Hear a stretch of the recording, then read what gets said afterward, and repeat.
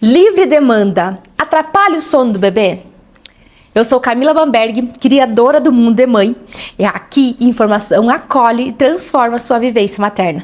Hoje eu quero falar com você que está aí pensando assim: Camila, fiz tudo certinho, livre demanda, peito em livre acesso, mas eu estou destruída.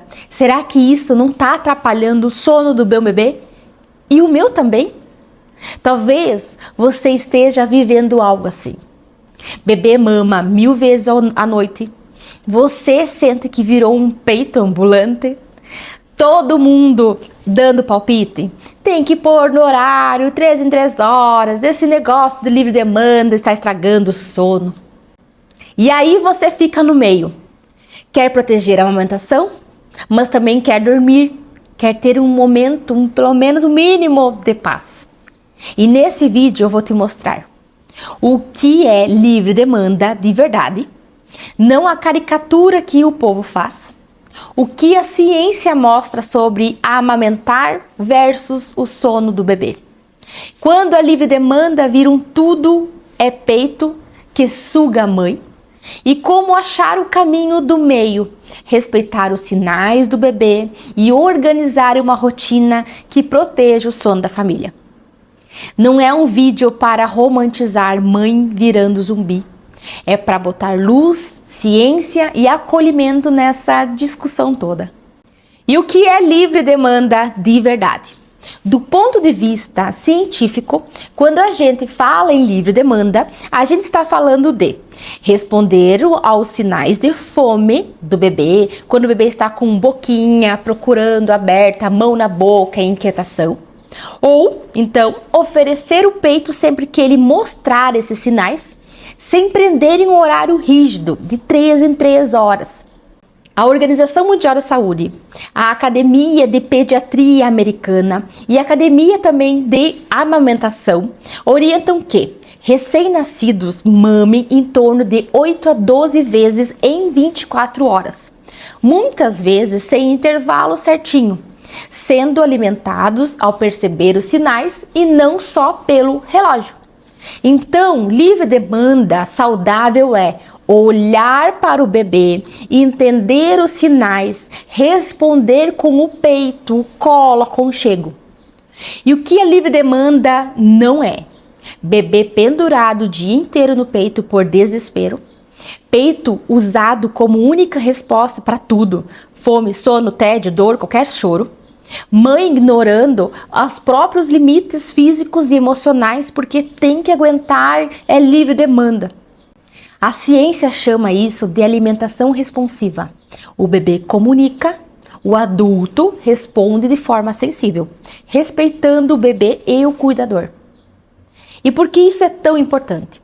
Bebês alimentados de forma responsiva tendem a ter a amamentação mais longa, ter pais mais confiantes e desenvolver uma relação mais saudável com a alimentação e o sono. E o que a ciência mostra sobre a amamentação e o sono do bebê? Agora vamos à pergunta que pega. Bebê de peito acorda mais? Estudos que comparam bebês amamentados versus bebês que recebem fórmula mostram que, em muitos casos, bebês que mamam só o peito acordam mais vezes à noite, mas eles têm, no geral, igual ou até mais horas de sono total e de sono noturno ao longo dos meses, quando a gente olha para a trajetória toda. Traduzindo isso, sim, o peito costuma vir com mais micro despertares, mas isso não significa que o bebê dorme menos no geral. Ele dorme em pedaços menores, acordando para mamar e voltando a dormir. Além disso, pesquisas mais recentes mostram que o leite materno é rico em triptofano, serotonina e melatonina, substâncias que ajudam o cérebro do bebê a regular o sono, o humor e o ritmo dia e noite. Ou seja, o peito é alimento, é colo, é regulação emocional e também traz ingredientes que ajudam esse cérebro a, aos poucos, ajustar o relógio biológico. Outra coisa importante aqui é que a Academia de Medicina da Amamentação lembra que é fisiológico o bebê mamar várias vezes à noite, especialmente nos primeiros meses, e que à noite com mamadas não significa um problema de sono por si só. Então aqui já cai um mito. Amamentar em livre demanda não estraga o sono. Ele muda a forma como o sono se organiza, com mais despertares dentro do que é fisiológico para o cérebro imaturo. Tá, Camila, mas e o sono da mãe? Porque na teoria é lindo, na prática eu tô virando um panda. Pesquisas com mães mostram algo curioso. As mães que amamentam exclusivamente podem relatar mais acordadas à noite. Mas quando a gente mede o total de sono, elas podem ter igual ou até mais horas de sono noturno, reorganizando o tempo do descanso de outra forma.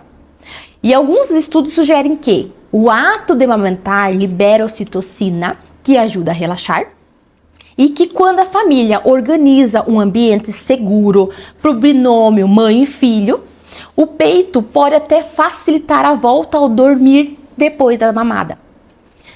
Mas tem um detalhe aqui gigante. Esses estudos não medem palpites de família, cobrança de voltar a trabalhar cedo, sobrecarga a mãe com tudo da casa. Então eu gosto de dizer sempre, a livre demanda não é a vilã sozinha. Muitas vezes quem rouba o teu sono é o combo. Bebê, mais falta de rede de apoio, mais a cobrança e mais zero divisão de tarefas. E a pergunta não é quanto meu bebê acorda, mas também quem levanta junto. Quem segura o bebê depois da mamada? Quem faz comida? Quem limpa a casa? Quem cuida da mãe? E isso muda totalmente a experiência dessa livre demanda. Agora vamos olhar para o outro lado. Então vou pôr tudo no relógio, porque ainda ele dorme melhor. Tem estudos que comparam bebês alimentados sob demanda e bebês alimentados em esquemas rígidos. Resumindo o que encontraram, mães que seguem horários rígidos às vezes relatam no começo mais sensação de controle e bem-estar. Mas quando essas crianças são avaliadas mais tarde, quem foi alimentado sob demanda tem em média melhores resultados cognitivos e acadêmicos. E outros estudos mostram que uma postura mais centrada no relógio está ligada a menos responsividade do bebê. Do tipo, agora não é hora de mamar, aguenta. É um estilo de parentalidade mais duro, menos flexível. Lembrando, não é para demonizar toda mãe que usa algum tipo de organização, mas para mostrar que amarrar tudo no relógio e ignorar o bebê tem custo. E no ponto de vista da amamentação, restringir mamadas segura de 3 em 3 horas, não deixar o bebê mamar à noite, pode reduzir os estímulos, reduzir produção de leite e encurtar a amamentação. Então, o tiro pode sair pela culatra. Às vezes, a mãe tenta consertar o sono com o relógio e acaba perdendo a amamentação, sem garantir uma noite milagrosa em troca. Agora vem a parte prática. Quando a livre demanda começa a pesar. Eu vejo muito nos atendimentos algo assim. No começo, peito em livre demanda, vai super bem. Com o passar dos meses, o bebê começa a usar o peito para tudo. Fome, sono, tédio, se assustou, caiu no choro por algum motivo. E aí que a mãe sente. Se eu não coloco no peito, ele não sabe outro caminho para se acalmar ou dormir. Aqui entram 3 coisas ao mesmo tempo. A livre demanda, que virou livre qualquer coisa. A ausência de outras formas de acalmar o seu bebê. O sono totalmente desorganizado, sem janela de sono, sem ritual, sem previsibilidade. Um exemplo aqui real. Bebê de 8 meses que mama de 10 a 12 vezes à noite. Sendo que na maior parte das vezes são mamadas de segundos só bico de conforto. E de dia, vive quebrando soneca, dorme pouco, fica super cansado. Não é que a livre demanda estragou o sono, mas faltou alguém a ajudar esse bebê a criar outras formas de regular o corpo e o cérebro além do peito. O que começa a ajudar muito é organizar melhor o dia, sonecas, janelas de sono, criar um ritual de sono, incluir outras pessoas, o pai, a avó, o cuidador no acolhimento, diferenciar mamadas nutritivas, mamadas só de consolo, sem cortar de forma brusca. E dependendo da idade, fazer um plano de redução de mamadas noturnas respeitoso, sem desmame forçado, sem deixar choro sozinho, mas ajudando o bebê a ir fazendo outras ligações, a música, o colo, o toque, que é o tapinha do bumbum, a voz. Então, como fica esse tal caminho do meio? Eu gosto de juntar duas palavras, livre demanda e a previsibilidade. Na prática, isso aparece assim. Nos primeiros meses, de 0 a 3 meses, foco na livre demanda real. Oferecer o peito sempre que o bebê der sinais de fome, por exemplo. Inclusive à noite. Observar o ganho de peso, fraldas molhadas, o desenvolvimento. Começar a diferenciar dia e noite para o seu bebê. O dia com luz, vida acontecendo, e a noite, quando quarto escuro, voz baixa, poucas interações. Não é hora de cortar a mamada noturna, mas já é hora de proteger o teu ambiente e o teu descanso. A partir dos 4 a 6 meses, o bebê já começa a ter janela de sono mais clara, uma organização maior de 24 horas. Aqui vale organizar melhor as sonecas, mostrar um ritual de sono previsível, oferecer mais mamadas concentradas de dia, observar se todas as mamadas da madrugada são realmente de verdade, são nutritivas. Continua sendo livre demanda? Sim, mas você já começa a ajustar o ambiente, oferecer o peito com intencionalidade, dar espaço para outras formas de consolo. E a partir de 7 a 9 meses em diante, muitos bebês já comem bem a comida, seguem mamando e algumas começam a acordar muito por associação forte com o peito para dormir.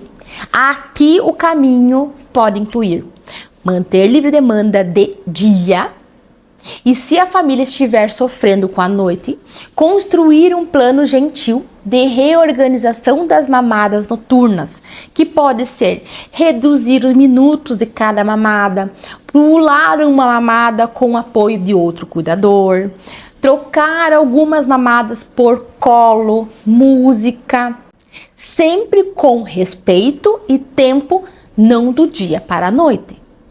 E isso é diferente de fechar o peito hoje, deixar chorar e pronto. É um ajuste, não uma guerra. E para fechar, vamos derrubar alguns mitos. O mito 1, a livre demanda estraga o sono para sempre. Não, o que estraga é a falta de informação, a ausência de rede de apoio e expectativas irreais. Bebês amamentados acordam mais, mas podem ter bom sono global, dentro do que é esperado para cada idade. O mito 2, se eu pôr horário, ele vai dormir a noite inteira? Não existe garantia. E o custo pode ser alto, menos leite, menos responsividade, piorar a amamentação e, em alguns estudos, o impacto cognitivo mais tarde. O mito 3, complemento à noite resolve o sono? Vários bebês que recebem fórmula continuam acordando, porque não é só o que entra no estômago que manda, é o cérebro, é o desenvolvimento, é o vínculo, é o ambiente. O mito 4, se eu estou cansada, é porque fracassei na livre demanda? Cansaço não é fracasso, é sinal de que você precisa de apoio, de pausa ou de alguém fazendo comida, cuidando da casa e às vezes de um plano de ajuste do sono e não de culpa. Então, respondendo à pergunta do título, Livre demanda atrapalha o sono do bebê? A resposta mais honesta é não. A livre demanda em si não é vilã. Ela é o jeito mais fisiológico de alimentar o bebê e proteger a amamentação. O que pode atrapalhar é quando a gente vive isso sem informação, sem apoio, sem limites saudáveis e sem olhar para o sono como parte da saúde da família. Você não precisa escolher entre amamentar e livre demanda, ou dormir, ou peito, ou sanidade. Você pode manter a livre demanda, entender o que é esperado para o sono em cada idade, organizar o dia e a noite e, se estiver pesado, buscar ajuda para construir um plano que respeite você, o bebê e o vínculo de vocês. E se esse vídeo fez sentido, se inscreve no canal, curta esse conteúdo e manda para aquela mãe que está quase desistindo da amamentação de tanto ouvir que livre demanda estraga o sono. E se você quer aprofundar esse cuidado, eu te convido a conhecer o Método Mudemãe, um curso completo online, onde eu integro a amamentação, sono, rotina, vínculo, com base em ciência, traduzida para a vida real. Lembre sempre, informação aqui acolhe e transforma a sua vivência materna. Nos vemos no próximo vídeo.